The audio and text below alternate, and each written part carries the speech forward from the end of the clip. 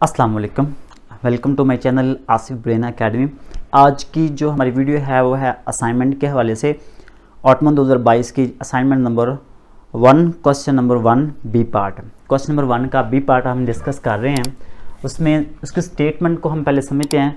The sample space of experiment consist of 5 simple events. हमारे पास 5 जो ना वो इवेंट्स दिए हुए हैं। वो 5 इवेंट्स कौन से हैं? E1, E2, E3, E4 and E5। ये 5 हमारे पास सिंपल इवेंट्स हैं। These events are mutually exclusive. ये इवेंट्स जो ना म्यूचुअली एक्सक्लूसिव हैं। अगर आप लोगों को म्यूचुअली एक्सक्लूसिव का नहीं पता तो आप यूट्यूब पे सर्च कीजिएगा 1429 code chapter number 1 by sir Asif, तो आपको वहाँ पे मिल जाएंगे। ठीक है। अच्छा, उसके बाद the probabilities of occurrence of these events. अब ये जो 5 इवेंट्स हैं इनकी जो प्रोबेबिलिटी है वो भी गिवन है। Probability of E1 is equal to 0.20, probability of E2 is equal to 0.15, probability of E3 is equal to 0.25, probability of E4 is equal to 0.30 and probability of E5 is equal to 0.10। ये हमारे पास 5 events हैं, पांचों की probabilities given है। अब इन पांचों events की मदद से हम सेवरल कंपाउंड्स इवेंट्स बना सकते हैं, डिफाइन कर सकते हैं, ले सकते हैं। ठीक है। इस एक्सपेरिमेंट के लिए हम यहाँ पे जस्ट 3 सेवरल कंपाउंड, सिर्फ 3 कंपाउंड इवेंट्स ले रहे हैं। लेने को तो हम सेवरल ले सकते हैं, लेकिन यहाँ पे हम 3 ले रहे हैं। ठीक है।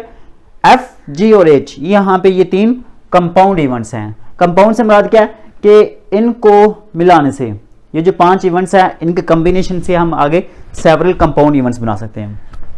जो F है वो E1, E2, E3 से मिलकर बनेगा। G जो है ना वो E1, E3, E5 से, H जो है ना वो E4, E5 से। आगे भी मजीद बना सकते हैं, लेकिन यहाँ पे हमारे पास 3 जो ना वो गिवन है। उसके बाद हमने डिटरमिन ये करना है, फाइंड आउट ये करना है कि नंबर 1 पे G के ना होने की प्रोबेबिलिटी क्या है, F यूनियन G की प्रोबेबिलिटी क्या है, G इंटरसेक्शन H की प्रोबेबिलिटी क्या है, F यूनियन H की प्रोबेबिलिटी क्या है, और P probability of F intersection G की प्रोबेबिलिटी क्या है। ठीक है। F इंटरसेक्शन G की प्रोबेबिलिटी क्या है ये हमने फाइंड आउट करनी है। उसके बाद देखिएगा E1 की जो प्रोबेबिलिटी है वो तो हमारे पास गिवन है, ऊपर लिखी हुई है। E2 की भी, E3 की भी, E4, E5, इन पांचों की प्रोबेबिलिटीज हमारे पास गिवन है। ये सोल्यूशन में आपने लिख लेना है कि ये तीनों जना पांचों की प्रोबेबिलिटीज हमारे पास गिवन है। उसके बाद आपने लिखना है कि F इज इक्वल टू हमारे पास किसके इक्वल है, E1, E2, E3, ये वाले। अब F की हमने प्रोबेबिलिटी निकालनी हो तो कैसे निकालेंगे? F की प्रोबेबिलिटी निकालने के लिए हम इन तीनों की प्रोबेबिलिटी ऐड कर लेंगे। E1 की प्रोबेबिलिटी, E2 की और E3 की प्रोबेबिलिटी तीनों की ऐड कर लेंगे। सिंपल। E1 की जो प्रोबेबिलिटी है वो हमारे पास गिवन है 0.20, वो लिख लेंगे, प्लस E2 की प्रोबेबिलिटी वो भी हमारे पास 0.15 है, E3 की प्रोबेबिलिटी जो ना वो 0.25। इन तीनों को सिंपली ऐड करेंगे, 5 और 5 10 0 आ जाएगा, 3 4 4 और 2 6 आ जाएगा, 0.60। ये F की प्रोबेबिलिटी आ गई। G की प्रोबेबिलिटी कैसे निकालेंगे? इन तीनों की प्रोबेबिलिटीज को ऐड कर लेंगे, E1, E3, E5 की। ठीक है। E1, E3, E5 की प्रोबेबिलिटी तीनों की ऐड करेंगे तो E1 की प्रोबेबिलिटी 0.20 है, E3 की 0.25 है, E5 की 0.10 है। इन तीनों को ऐड करेंगे, 5 आ जाएगा, 1 3 3 और 2 5, 0.55 ये आंसर आ गया। H की प्रोबेबिलिटी भी हम ऐसे निकालेंगे, इन दोनों की प्रोबेबिलिटीज को हम जस्ट ऐड कर लेंगे, E4 प्लस E5 की प्रोबेबिलिटी। E4 की प्रोबेबिलिटी 0.30 है, E5 की 0.10 है, इनको ऐड करेंगे 0.40 आ जाएगा। अब हम क्वेश्चन की तरफ आते हैं।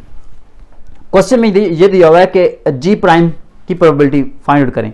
तो सबसे पहले आप लोगों को पता होना चाहिए कि G प्राइम है क्या। इसका मतलब क्या है? इसका मतलब ये है कि G के ना होने की प्रोबेबिलिटी। एक तो होता है ना किसी भी इवेंट के होने की प्रोबेबिलिटी, और बिल्कुल ऐसे ही किसी इवेंट के ना होने की प्रोबेबिलिटी भी होती है। तो याद रखना है जो मैक्सिमम प्रोबेबिलिटी होती है वो 1 होती है।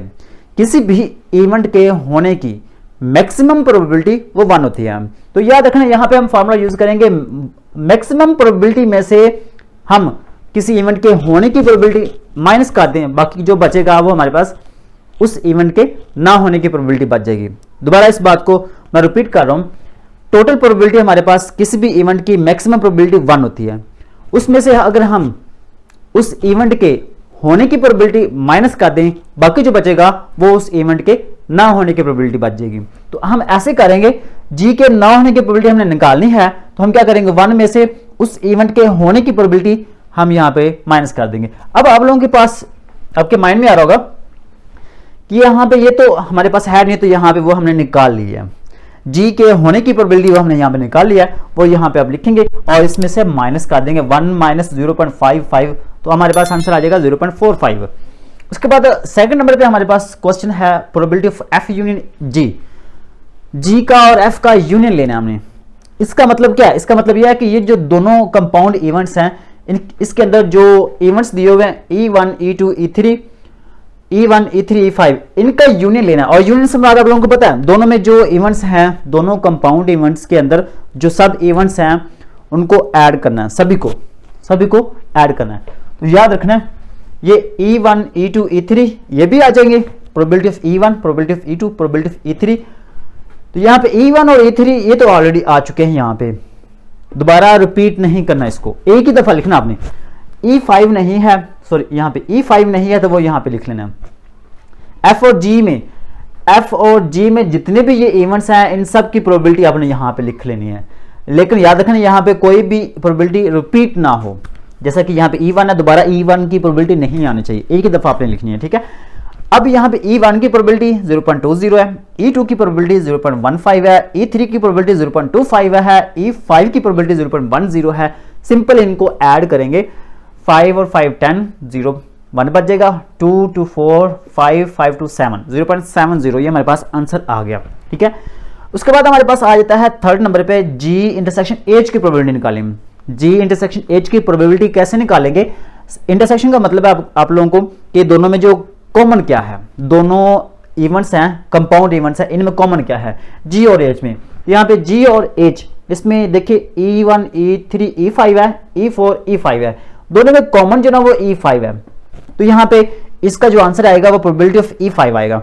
अब इसका आंसर E5 की जो प्रोबेबिलिटी है वो हमारे पास ऑलरेडी गिवन है, वो 0.10 है, तो यहाँ पे हम लिख देंगे, आंसर आ गया।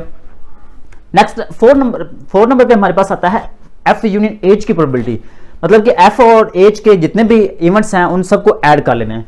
तो यहाँ पे F और H E1 E2 E3 E4 E5 ये सभी आ जाएंगे यहाँ पे, E1 E2 E3 E4 E5 इन सब की जो प्रोबेबिलिटीज है वो आपने यहाँ पे सिंपली ऐड कर लेनी है, ठीक है। उसके बाद E1 की प्रोबेबिलिटी का आंसर E2 की E3 की E4 की और E5 की प्रोबेबिलिटीज का आंसर आपने यहाँ पे लिख लिया, ठीक है। अब इनको सिंपली ऐड कर लेंगे, 5 और 5 0 1 बच जाएगा, 2 3 5 5 2 7 8 और 2 10, तो ये 10, ठीक है। तो देखिए पॉइंट के बाद 2 नंबर हैं, तो आपने पॉइंट के बाद 2 नंबर ही छोड़ने, तो वो मैंने लिखा, मतलब कि आंसर हमारा क्या आ गया 1 आ गया। सिंपली आप इसको 1 भी लिख सकते हैं और कैलकुलेटर की मदद से आप इसको ऐड भी कर सकते हैं, क्योंकि आप लोगों को कैलकुलेटर जाने की इजाजत है पेपर में, ठीक है। उसके बाद लास्ट में आता है F इंटरसेक्शन G की। F और G में कॉमन क्या है? E1 और E5, सॉरी E1 और E3 E3 दोनों में कॉमन है, तो यहाँ पे आप लिखेंगे E1 की प्रोबेबिलिटी प्लस E3 की प्रोबेबिलिटी। E1 की प्रोबेबिलिटी 0.20 है, E3 की जो ना वो 0.25, सिंपल इनको ऐड करेंगे। उम्मीद करता हूं कि आप लोगों को क्वेश्चन की समझ आई होगी। अगर आप चैनल पर न्यू है तो चैनल को सब्सक्राइब कर दें और साथ में लगे बेल आइकन को लाजमी प्रेस करना है। और अगर आप इसका PDF भी डाउनलोड करना चाहते हैं या आप अल्लामा इकबाल ओपन यूनिवर्सिटी की जो भी इंफॉर्मेशन लेना चाहते हैं तो हमारी वेबसाइट पर विजिट करें asifbrain.com। तो asifbrain.com पे विजिट करें, आपको वहाँ पे बहुत सारे test papers, past papers, assignment solution और भी चीज़ें आपको मिल जाएंगी। अपना ख्याल रखिए और अपने इस चैनल का भी। फ़ी अमानिल्लाह।